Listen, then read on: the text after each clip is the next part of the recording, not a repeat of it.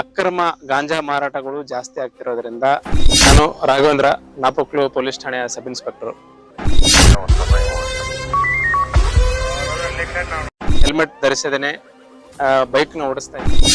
ಬಾಲಕರಿಗೆ ವಾಹನ ಚಾಲನೆ ಮಾಡಕ್ಕೆ ವೆಹಿಕಲ್ ಗಳನ್ನ ಕೊಡ್ತಿದ್ದಾರೆ. ಬೈಕ್ ಅವ್ರ ಬಗ್ಗೆ ನಮ್ಗೆ ಮಾಹಿತಿ ನೀಡಿದ್ರೆ ಅವ್ರ ಬಗ್ಗೆ ನಾವು ಕಾನೂನು ರೀತಿಯಲ್ಲಿ ಕ್ರಮ. ಇವತ್ತಿನ ದಿನ ಏನಾಗ್ತಿದೆಯಪ್ಪ ಅಂತಂದ್ರೆ ಸಾರ್ವಜನಿಕರು ಹೆಲ್ಮೆಟ್ ಧರಿಸದೇನೆ ಬೈಕ್ ನ ಓಡಿಸ್ತಾ ಇದ್ದಾರೆ. ಹಾಗೂ ಬಾಲಕರಿಗೆ ವಾಹನ ಚಾಲನೆ ಮಾಡಕ್ಕೆ ವೆಹಿಕಲ್ ಗಳನ್ನ ಕೊಡ್ತಿದ್ದಾರೆ, ಬೈಕ್ ಗಳನ್ನ ಕೂಡ, ಹಾಗೆ ಕಾರ್ ಗಳನ್ನ ಕೊಡ್ತಿದ್ದಾರೆ. ಇದರಿಂದ ಏನಾಗ್ತಿದೆ, ಜಾಸ್ತಿ ಆಕ್ಸಿಡೆಂಟ್ಗಳು ನಡೀತಿದಾವೆ, ಹಾಗೆ ಸಾವುಗಳು ಕೂಡ ಸಂಭವಿಸ್ತಾ ಇದಾವೆ.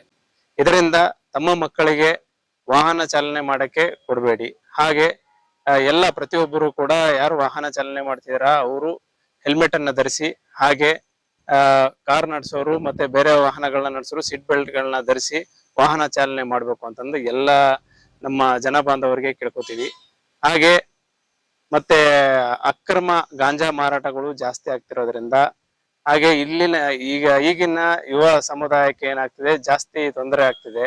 ಆದ್ರಿಂದ ಗಾಂಜಾ ಮಾರಾಟ ಮಾಡೋರು ಅಂತ ಏನಾದ್ರು ಕಂಡು ಬಂದ್ರೆ, ಅಥವಾ ಗಾಂಜಾ ಸೇವನೆ ಮಾಡೋರು ಏನಾದ್ರು ಕಂಡು ಬಂದ್ರೆ ಅವ್ರ ಬಗ್ಗೆ ನಮ್ಗೆ ಮಾಹಿತಿ ನೀಡಿದ್ರೆ ಅವ್ರ ಬಗ್ಗೆ ನಾವು ಕಾನೂನು ರೀತಿಯಲ್ಲಿ ಕ್ರಮ ಕೈಗೊಳ್ತೀವಿ.